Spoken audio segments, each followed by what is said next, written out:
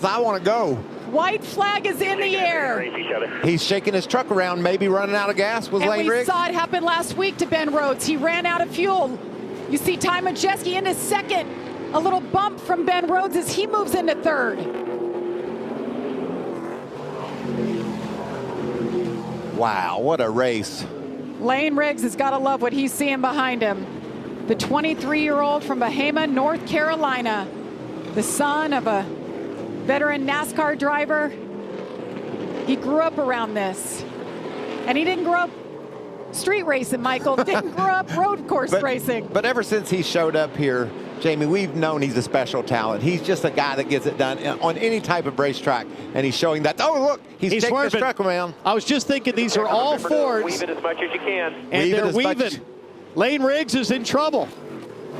Can he hang on a half lap, less than a half lap to go for the 34 of Lane Riggs? Does he have enough fuel to make it? Ty Majeski is there. 2 more turns. Diving right to your bumper. He missed. He missed. We're gonna be good. And he does it. Lane Riggs. He sees the checkered flag. It is in the air, and it's Lane Riggs wins the first ever street course circuit for the NASCAR Craftsman Truck Series. Woo. What a show. Oh my God. Around and try and find the checkers here at Circuit of the Americas. Austin Hill trying to do the best to chase him. There's no here, love loss between those two right there. 1 lap to go, sponsored by Credit One Bank. Think about the dominance for Junior Motorsports on the road. Winning 9 in a row is an organization with those 4 different drivers. Chevrolet's been great as well, winning the last 15 road races in the O'Reilly Auto Parts Series.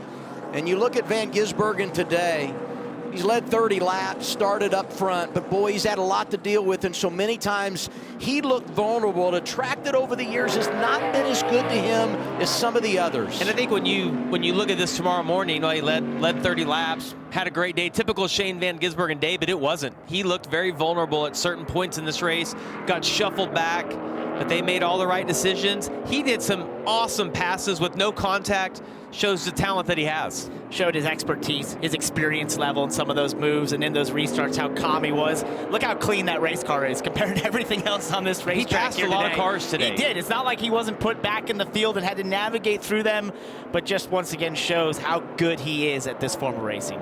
He's going for his 6th consecutive win in a Cup car tomorrow on a road course. That would match Jeff Gordon for the most consecutive wins on the road at NASCAR's top level. And he's taking care of business here today. Turn 19 to turn 20. He'll make the left-hander and see that checkered flag. From Auckland, New Zealand, king of the road, Shane Van Gisbergen wins it at Circuit of the Americas.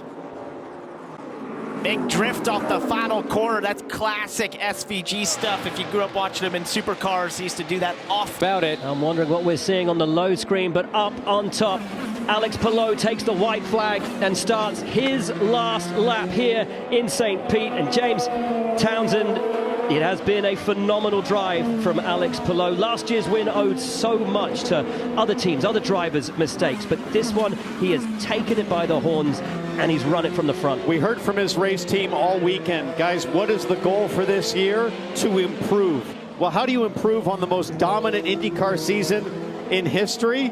I don't know, but they seem to have figured out how to do it, because Palou is winning by 13 seconds, almost unheard of the way this race started, and with Palou not starting on the front row, absolute magic around here. Look, his career's really been defined by a lot of wins on road courses, by far the biggest. Only 2 wins on street courses so far, but that's where you improve, and that's what he's done. The best has returned, better than ever. The question remains, how do you beat this man? Alex Palou makes it back-to-back wins on the streets of St. Pete.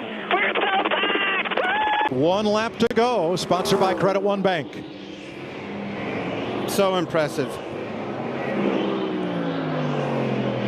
There's a lot of things in this race that's impressed me. Obviously, Billy Scott. Kevin, you and I have worked with him before. I think a lot of him. Smart man. And they give him all the resources that he needs. You think about Michael Jordan, you think about Denny Hamlin, Billy Scott, all these guys. Those are the same names that we've been saying for several years now. And when you have that continuity as a group, and you go through a year of not having the success that you want, and you can have those hard conversations and things that they have. Hocevar, front straightaway, slides from turn 20, halfway up the straightaway and into the wall. Watch for the caution. He can back it away, and he's going to get going. Whew, we're going to stay. Hocevar was 31st. Got off in that dirt at the end of the exit off of turn 20, and the car spun on him.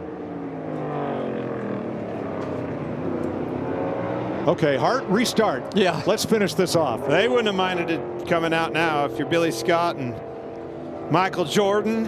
Believe it or not, I can't believe he's going to have to stay, Kevin. Cannot miss a race now. Guess we'll see him in Phoenix. Well, they said this could not be done. Winning the first 3 races of a NASCAR season.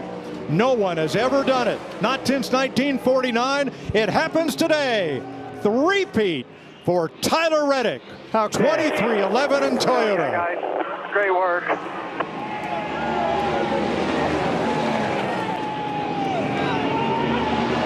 So, Darrell. Shane Van Gisbergen second.